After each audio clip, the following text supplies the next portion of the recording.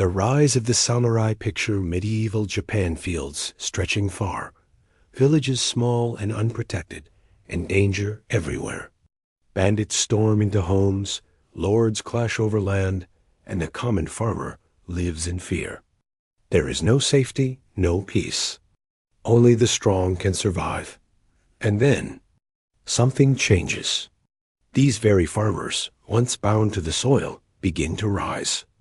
They trade the wooden plow for the steel of a sword. Their backs, once bent from labor, now straighten in armor. Step by step, they transform from workers of the land into warriors of legend. But they do not rise alone. The landowners, the great lords, need protectors. Enemies threaten their estates, and riches attract violence. So they hire these new warriors, giving them purpose and honor. The farmers become more than just fighters. They become guardians of their lords' lives and lands. And here is the secret of their power: loyalty. For these men, service is not about money or survival alone. It is about duty, about standing by their master, no matter the cost. Their word is their bond. Their life is their oath. Even death is better than dishonor. From this loyalty and unmatched skill, a new elite class is born, not noble by birth, but noble by action. Not kings, but warriors who live by a code. They are the samurai. And soon, their name will echo across century symbols of honor, discipline, and fear. Close your eyes and step into the world of the samurai. A world where every breath, every action, every decision was guided by a single, unbreakable law. It was not written on paper. It was written in the heart. This law was called Bushido, the way of the warrior. What did Bushido mean? It meant that life itself was not the highest prize. Honor was. A samurai could lose his land, his wealth, even his life. But if he lost his honor, he lost everything. Live with honor. Die with honor. That was the promise every samurai carried like a sword in his soul. On the battlefield, fear could not rule him. Pain could not break him. Even death could not frighten him. For death was only shameful if it came with betrayal or cowardice. To fall in combat, serving one's lord with loyalty, that was the proudest end a warrior could ask for. At the heart of Bushido was loyalty. The samurai's first duty was to his lord, his master, his protector, the one he served. That loyalty was absolute, unquestioned, unbroken. If a lord called, the samurai answered. If a lord fell, the samurai stood until his own blood soaked the ground. To betray a master was worse than death. It was a stain no blade could wash away. But Bushido was not only about war. It was also about how to live. The samurai were taught self-control, discipline, respect, and justice. They were trained to keep their word, to show mercy when possible, and to carry themselves with dignity. Even in times of peace, they lived as if every day was a test of honor. Yet Bushido also demanded the ultimate sacrifice. If a samurai failed his lord, if he broke his word, if shame darkened his name, there was only one way to cleanse it: seppuku, ritual suicide. A blade to the stomach, an act of courage in death to restore the honor lost in life. Terrible, yes. But to the samurai, it was proof that Bushido ruled above all, even above survival. Bushido created warriors who were more than fighters. They were living symbols of loyalty, courage, and sacrifice. Their enemies feared them not just for their swords, but for their unshakable will. How do you fight a man who does not fear death? How do you defeat an army bound by honor stronger than chains? That was the power of Bushido, a code that shaped centuries of Japanese history, a code that gave the samurai their soul. And though the age of the samurai has long passed, Bushido has never truly died. Its spirit still whispers in the ideas of duty, loyalty, and honor, a reminder that the way of the warrior is more than war. It is a way of life. In ancient Japan, the emperor sat high on a throne of gold, sacred, untouchable, a symbol of divine rule. But here's the truth. The emperor was only a figurehead. The real power, the power that could command armies, control land, and decide the fate of the nation, rested in the hands of another, the shogun. The shogun was not just a general. He was the military ruler of Japan. When he spoke, warriors obeyed. When he ordered, provinces trembled. His word was law, sharper than any blade. The emperor blessed the land with ceremony and tradition. But the shogun ruled it with soldiers and steel. Castles rose at his command. Armies moved at his will. And for centuries, this balance defined Japan. An emperor above the clouds, and a shogun holding the reins of the earth. Under the shogun, Japan became a warrior's nation. The samurai served him. The daimyos, lords of the land, bowed before him. And ordinary people lived under the weight of his decisions.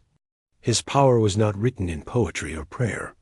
It was written in the march of troops, the clash of swords, and the silence of those who dared not resist. For many, this system brought order to chaos, a strong hand to guide the land. But for others, it was a reminder that true power rarely wears a crown. It hides in armor. It rides on horseback. It rules with fear and loyalty combined. The emperor may have been the sun in Japan's sky, but the shogun was the storm that ruled its land. The year was 1192. For the first time in Japan's history, warriors, not nobles, took the reins of power. This was the birth of the Kamakura Shogunate, the first warrior government in Japan. Until now, emperors and court nobles ruled from Kyoto, wrapped in poetry, ceremony, and tradition. But the world outside the palaces was changing. Samurai had risen, hardened by battle, loyal to their lords, bound by honor. And when Minamoto no Yoritomo claimed victory in war, the age of the samurai began. The Kamakura Shogunate placed the shogun above all. The emperor still sat on the throne, but he was only a symbol now. Real control belonged to warriors. And for the first time, the samurai were not just soldiers. They became a formal class. Their swords were not just weapons. They were badges of honor, proof of their role as the backbone of Japan. But this new government was not only about war. It was also about faith. Buddhism spread quickly during this time, shaping the minds and spirits of the people. Monks preached about discipline, about letting go of fear, about facing death calmly. The samurai listened. They found strength in these teachings, mixing their warrior code with spiritual peace. The Kamakura Shogunate was more than a shift in politics. It was the beginning of a new Japan, a land where warriors ruled, where faith guided, and where the sword became the law of the land. The year was 1274. Across the sea, a storm was coming. Kublai Khan, the powerful ruler of the Mongol Empire, had set his eyes on Japan. His armies had crushed China and Korea. Now, Japan was next. That autumn, Mongol ships appeared on the horizon. Thousands of soldiers poured onto the beaches of Kyushu. Samurai rushed to meet them, swords flashing, banners flying. But the enemy was unlike any they had faced before. The Mongols fought as one machine. They used thunderous drums to move in perfect rhythm. Explosive weapons lit the sky, shaking the ground beneath the samurai's feet. For the first time, Japan saw the terror of gunpowder in battle. The samurai fought bravely, dueling with unmatched courage. But they were outnumbered, overwhelmed by the Mongol tide. Just when defeat seemed certain, the sea itself rose to defend Japan. A storm, sudden and fierce, smashed into the Mongol fleet. Ships splintered, men drowned, the invasion was broken. Japan was saved. 7 years later, in 1281, the Mongols returned. This time, Their force was even greater, tens of thousands of warriors, a fleet so vast it seemed endless. Again, the samurai stood their ground, fighting with everything they had. But once more, nature intervened.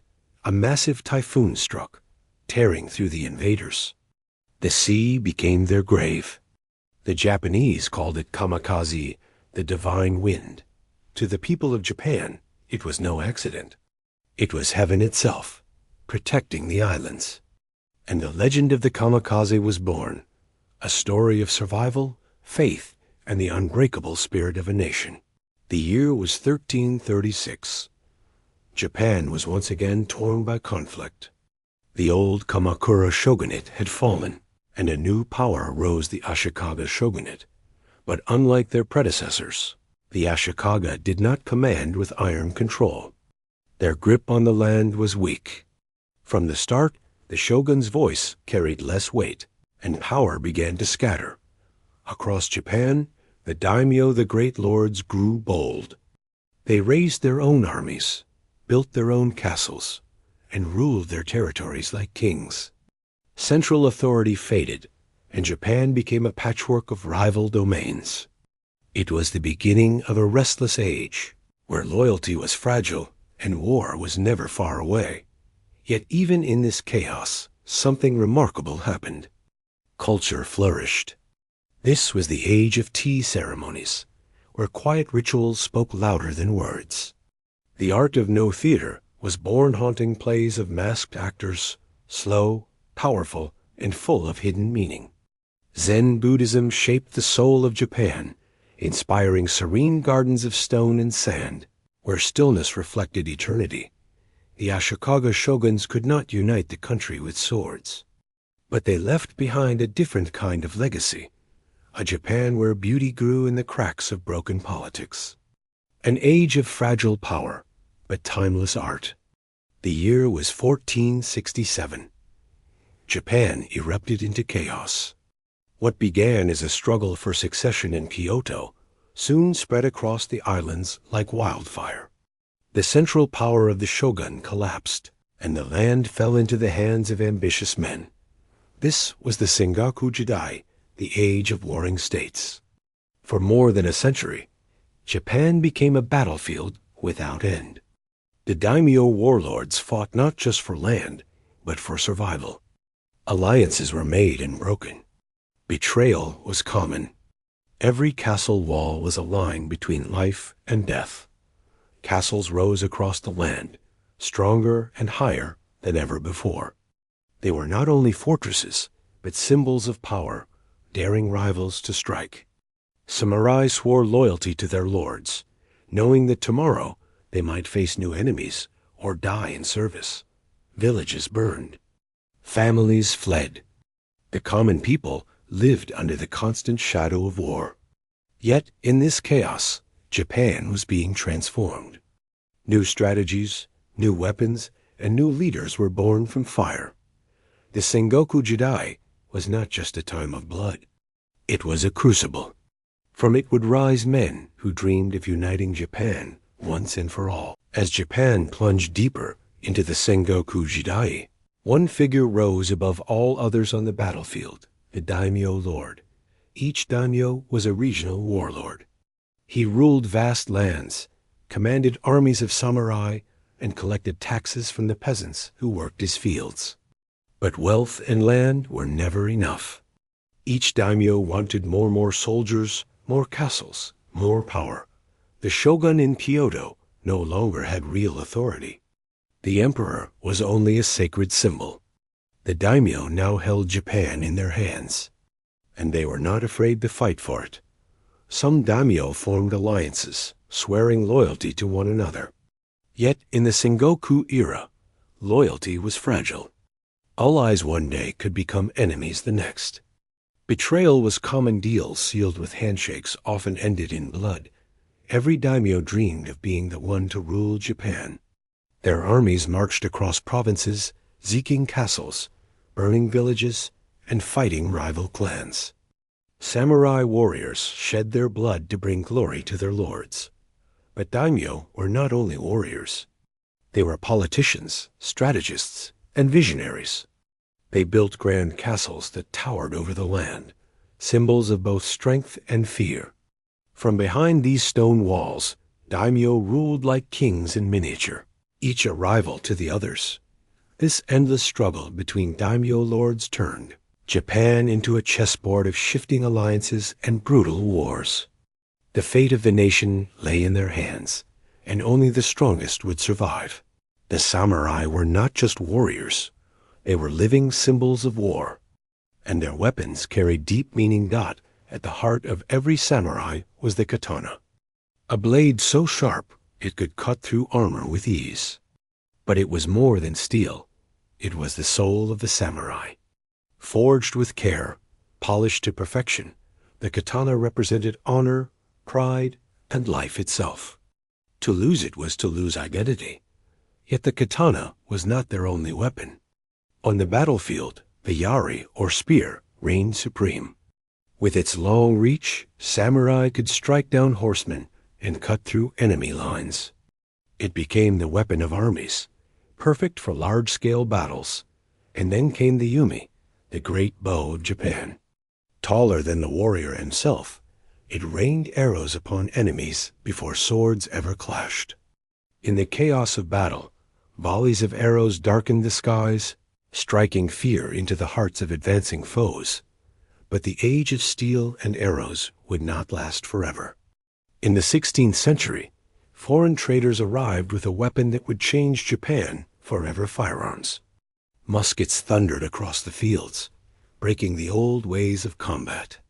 Samurai, once masters of sword and bow, now faced the harsh reality of gunpowder.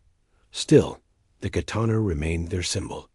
Even as the world changed, the sword never lost its place in the samurai's heart. It was not just a weapon. It was their spirit. Not every warrior on the battlefield wore the proud armor of the samurai. Most were Ashigaru simple farmers, turned into soldiers. Armed with spears, bows, and later firearms, these men filled the ranks of Japan's armies. They were poor, untrained, and often desperate. But together, they became a force that even the samurai could not ignore. On the open fields, Ashigaru outnumbered the elite warriors many times over. Lines of spears bristled like a wall. Arrows darkened the skies. And when guns arrived from foreign shores, it was the Ashigaru who carried them, unleashing fire and thunder across the battlefield. Age of the lone samurai duelist began to fade. Now, victory depended on mass armies organized, disciplined, and endless in number. What began as farmers defending their land soon turned into the backbone of Japanese warfare. The Ashigaru were not born warriors, but they changed the way wars in Japan were fought forever. In the chaos of the Sengoku Jidai, one daimyo rose above the rest: Oda Nobunaga. Ruthless, brilliant, fearless, he crushed his enemies with speed, an iron-willed. But Nobunaga was different from the old warlords. He embraced firearms, the new weapons that terrified the samurai class. At the Battle of Nagashino in 1575, he lined his Ashigaru with muskets, firing in deadly volleys that cut down charging cavalry like waves against rocks. No tradition could hold him back. No rival could stop his ambition. Step by step, Nobunaga began the unification of Japan, turning endless chaos into a vision of one nation. His enemies feared him. His allies respected him. And history remembers him as the man who lit the first fire of Japan's rebirth. From the lowest ranks of society, a poor peasant boy with nothing but determination, rose a man who would one day rule all of Japan. Toyotomi Hideyoshi. He was no samurai by birth, but his sharp mind and endless ambition carried him higher than swords alone could. He served under Oda Nobunaga, proving his loyalty, and when his master fell, Hideyoshi stepped forward to finish what Nobunaga had begun. Through clever diplomacy and unstoppable campaigns, he united most of Japan under his banner. Warlords who once fought endlessly now bowed to his authority. But Hideyoshi's hunger did not end there. With Japan united, he dreamed of conquering beyond the seas. He launched bold invasions of Korea, sending samurai armies across the water, but there his ambition met resistance, storms, and defeat. Still, his rise was unlike any other. A peasant who became the ruler of Japan. A man who proved that destiny could be forged not by birth, but by sheer will and unshakable drive. Toyotomi Hideyoshi, the great unifier who turned dreams into reality and left behind a legacy that shaped Japan forever. Discipline was the soul of the samurai. It was not just about fighting with a sword. It was about living and dying with honor. Every warrior followed strict rituals of loyalty. A samurai's word was his bond, and betrayal was unthinkable. To fail a lord meant shame worse than death dot, and so there was seppuku ritual suicide. With a final cut of the blade, a samurai could prove his honor, even in the face of failure. To outsiders, it seemed brutal. But to the samurai, it was the highest act of courage. Obedience was absolute. A command from their lord was followed without hesitation, without question, without fear. This discipline forged an army of men who could not be broken. Warriors who fought not for themselves, but for duty, loyalty, and the code that bound them. Samurai discipline, a way of life where fear had no place, and honor ruled above all. The year is 1600. On the fields of Sekigahara, Japan's future hangs in the balance. Samurai banners whip in the wind. Clashing armies thunder across the battlefield. In the chaos, one man stands calm: Tokugawa Ieyasu. Cunning, patient, and ruthless when needed. For years he waited, watching rivals destroy each other. Now he strikes. The Battle of Sekigahara is brutal. Spears clashing, muskets firing, alliances breaking in a storm of blood and betrayal. When the dust clears, Tokugawa emerges victorious. From that day, Japan changes forever. Tokugawa Ieyasu seizes power, not as another warlord, but as shogun, the supreme military ruler of Japan. He builds a new order. Samurai are bound to strict codes. Daimyo are controlled by law and surveillance. The emperor remains as a figurehead, but the shogunate rules all. For 250 years, under Tokugawa's system, Japan knows peace. No more endless wars. No more castles burning night after night. That is the age of the Tokugawa Shogunate, an era where discipline replaces chaos. And one man's victory at Sekigahara shapes Japan for centuries. Legacy of the samurai. The era of the samurai has ended, but their spirit still echoes across Japan. As the modern era dawned, the samurai class slowly faded. Swords were set aside. Castles were abandoned. Yet their influence never disappeared. The Bushido code honor, loyalty, courage remained alive in the hearts of the people. It shaped how Japan faced challenges, how leaders led, and how ordinary people lived with pride and discipline. Even today, the ideals of the samurai are felt in martial arts, literature, and the quiet strength of Japanese culture. The courage to face fear, the discipline to endure hardship, and the loyalty to something greater than oneself. These are the gifts of the warriors who once ruled the land. Though swords may rest, the spirit of the samurai lives on. In every act of honor, in every struggle with courage, the shadow of these warriors continues to guide Japan.